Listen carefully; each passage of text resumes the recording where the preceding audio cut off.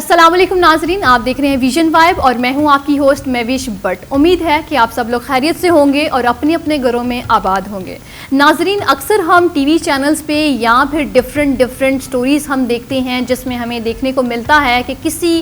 بڑے افسر کے پروٹوکول کی وجہ سے، کسی سیاستدان کے پروٹوکول کی وجہ سے کہ بہت سارے لوگوں کی جان چلی گئی، کوئی بندہ گاڑی کے نیچے آ کے جاں بحق ہو گیا، کسی بچے کی جان چلی گئی یا پھر کسی خاتون کا پیپر ڈیلے ہو گیا اور اس نے خودکشی کر لی۔ لیکن آج کا جو میرا ٹاپک ہے وہ ہے کہ مریم نواز سی ایم پنجاب کی وجہ سے، ان کے پروٹوکول کی وجہ سے 3 بچے قتل ہونے سے بچ گئے۔ جی ہاں ناظرین، آج کا میرا ٹاپک یہی ہے کہ وہ جو 3 بچے تھے ان میں ایک بچی چھوٹی صرف اور صرف 3 سال کی تھی اور 2 چھوٹے بچے لڑکے تھے۔ اور ہم اس اسٹوری میں آپ کو بتاؤں گی کہ کس طرح سے ان بچوں کو بچایا گیا اور ان بچوں کا تعلق کہاں سے تھا، کن لوگوں نے ان بچوں کو مارنے کی کوشش کی، کون لوگ ان کو قتل کرنا چاہتے تھے، کن لوگوں کی ان بچوں سے دشمنی تھی بھی یا پھر کچھ اور منصوبے تھے۔ میں یہ ساری چیزیں آپ کو اسٹوری میں بتانے والی ہوں۔ ناظرین، اس وقوعے کا تعلق جنگ سے ہے۔ جنگ کی ایک فیملی ہے جس کا نام ہے، ایک بندہ ہے اور اس فیملی کا سربراہ ہے، اس کا نام ہے تصور عباس۔ جی ہاں ناظرین، تصور عباس کی ایک بیوی ہے جس کا نام ہے سویرا، اور اللہ تعالیٰ نے اس کپل کو 3 چھوٹے بچے بھی دیے ہوئے تھے، ان میں 2 لڑکے اور ایک چھوٹی بچی ہے، ایک بچی چھوٹی جو کہ صرف اور صرف 3 سال کی ہے، اور اس فیملی کا تعلق جنگ سے ہے۔ ناظرین، تصور عباس کیسا لڑکا تھا، وہ کیسا بندہ تھا، اور جب تحقیق کی گئی تو پتہ چلا کہ جو تصور عباس تھا وہ ایک نشئی آدمی تھا، وہ نشے کرتا تھا اور اپنے گھر والوں میں اپنے بچوں کو کچھ بھی لا کے نہیں دیتا تھا۔ گھر کی روٹی پانی چلانا اس کے بس کی بات نہیں تھی۔ تو سویرا جو کہ خاتون تھی اور 3 بچوں کی ماں بھی تھی، وہ کتنا برداشت کرتی؟ ایک نشئی انسان کو برداشت کرنے کی کتنی ہی ایک بندے کی وقت ہو سکتی ہے، کتنا ہی وہ برداشت کر سکتا ہے۔ تو ناظرین، سویرا اس بندے سے تنگ آ کے سوچتی ہے کہ وہ کہیں پہ ملازمت کرے، کسی کے گھر وہ وہاں پہ اپنی نوکری سٹارٹ کرتی ہے، اور جو وہ کماتی ہے اس سے وہ سمجھتی ہے کہ اپنے بچوں کو لا کے کھانا کھلائے گی اور اس سے اس کے بچوں کا پیٹ پل جائے گا اور میرے بچے بڑے ہو جائیں گے۔ لیکن ناظرین، سویرا کا یہ منصوبہ بھی تصور عباس کی وجہ سے فیل ہو گیا، کیونکہ تصور ایک نشئی آدمی تھا، اس کو اپنے نشے پورے کرنے تھے۔ جب اس کو پتہ چلا کہ اس کی بیوی نے نوکری شروع کر دی ہے، وہ گھروں میں جا کے کام کرتی ہے اور اس دن اس کی تنخواہ آتی ہے، تو تصور عباس نے اس کو مار پیٹ شروع کر دی، اس کو مارنا شروع کر دیا تاکہ وہ اس سے پیسے چھین کر اپنے نشے پورے کرے۔ تو ناظرین، اب خواتین کی کتنی ہی برداشت ہو سکتی ہے؟ تو سویرا اب اس کی مار پیٹ بھی کھا رہی ہے، لوگوں کے گھر کام بھی کر رہی ہے، لیکن اس کے باوجود اپنے بچوں کا پیٹ نہیں پال پا رہی۔ تو ناظرین، سویرا نے یہ ڈیسائیڈ کیا کہ وہ کوئی اور بندہ ڈھونڈے گی جس کے ساتھ وہ شادی کرے، اور وہ ایسا ہی ہوا کہ جب ایک لڑکی، ایک خاتون فیصلہ کر لیتی ہے کہ اس نے کسی اور کے ساتھ جانا ہے، وہ شادی کرے گی، اور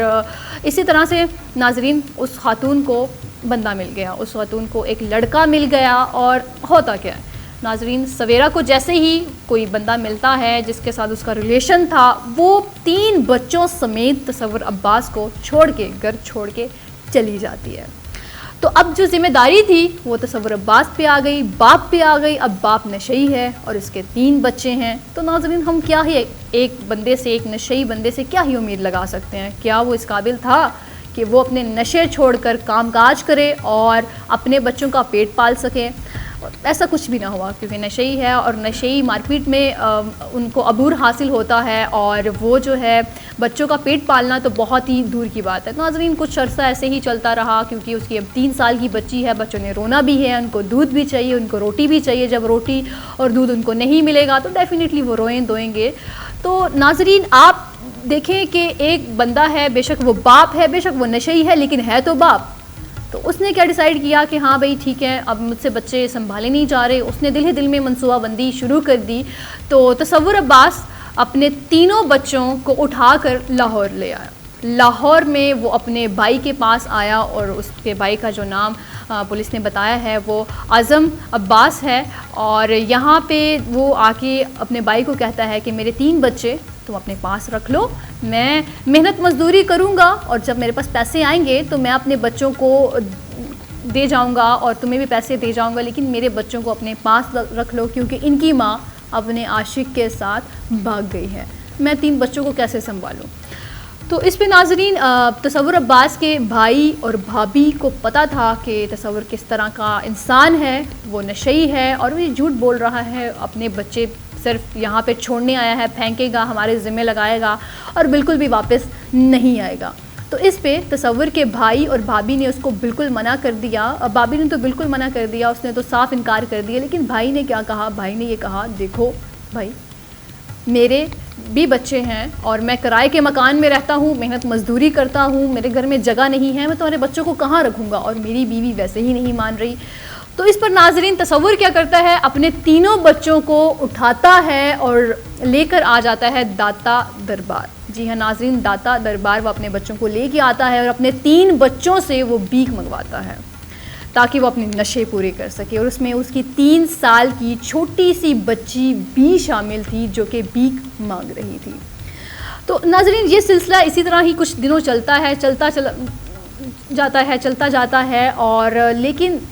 اب تصور نے دیکھا کہ چھوٹے بچے ہیں، چھوٹے بچے تو باپ کو بولیں گے نا پاپا مجھے بھوک لگی ہے، پاپا مجھے کھانا کھلا دو، تو بچے تو ایسا ہی کریں گے۔ تو اب تصور نے دیکھا کہ بچے کھانا مانگتے ہیں، میں ان کو کھانا کہاں سے دوں، ایک تو میں ان سے بھیک منگوا رہا ہوں، لیکن آپ ناظرین یہ دیکھیں، یہ ملاحظہ کریں کہ ایک باپ کا خون کس طرح سے سفید ہو گیا۔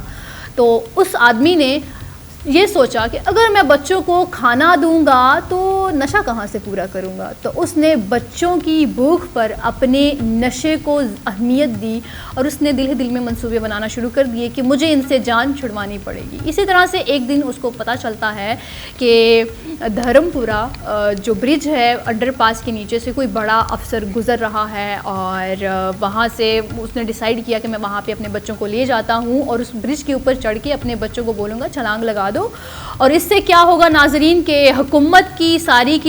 جو ہے امپورٹنس اور ان کی جو مجھے مل جائے گی، تو مجھے کچھ پیسے بھی مل جائیں گے جس سے میں نشے کرتے رہوں گا اور بچوں سے بھی جان چھوٹ جائے گی۔ تو ناظرین تصور عباس نے ایسا ہی کیا، اس نے اپنے ناپاک ارادوں کو عمل میں لانے کے لیے اپنے بچوں کو لے گیا، وہ دھرم پورہ برج پہ گیا، اپنے تینوں بچوں کو کھڑا کر دیا وہاں پہ برج پہ، اور وہ کھڑا ہے، اپنی بیٹی کو اٹھایا ہے اور 2 بیٹی بھی ساتھ میں ہیں، وہ نیچے دیکھ رہا ہے، اس کی گہرائی چیک کر رہا ہے کہ کتنا گہرا ہے پانی، اگر بچوں کو دکھا دوں گا تو بچے بچیں گے تو نہیں، مر تو جائیں گے نا۔ تو ناظرین جب پروٹوکول لگتا ہے تو پروٹوکول میں پراپر ایک انتظام کیا جاتا ہے جس میں فلائنگ اسکواڈ بھی ہوتا ہے اور متعلقہ پولیس اہلکار بھی ہوتے ہیں، اور ان پولیس اہلکاروں کے پاس موبائل بھی ہوتا ہے اور واکی ٹاکی بھی ہوتا ہے، ان کی ایک گاڑی ہوتی ہے جس کو ہم موبائل کہتے ہیں اور واکی ٹاکی ہوتا ہے۔ واکی ٹاکی میں یہ کس طرح سے ہوتا ہے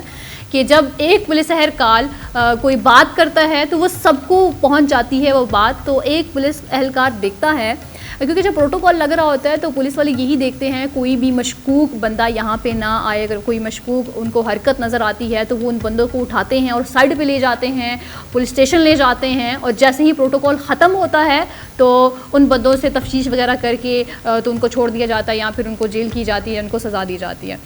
تو ناظرین ہوتا کیا ہے کہ تصور عباس اپنی بیٹی کو گود میں اٹھائے ہوئے اپنے 2 بچوں کو ساتھ دیکھ رہا ہے اور بار بار نیچے بھی جھانک رہا ہے کہ گہرائی کتنی ہے، اور اسی طرح سے ایک پولیس اہلکار اس کو دیکھتا ہے اور واکی ٹاکی میں وہ باقی لوگوں کو بھی آگاہ کرتا ہے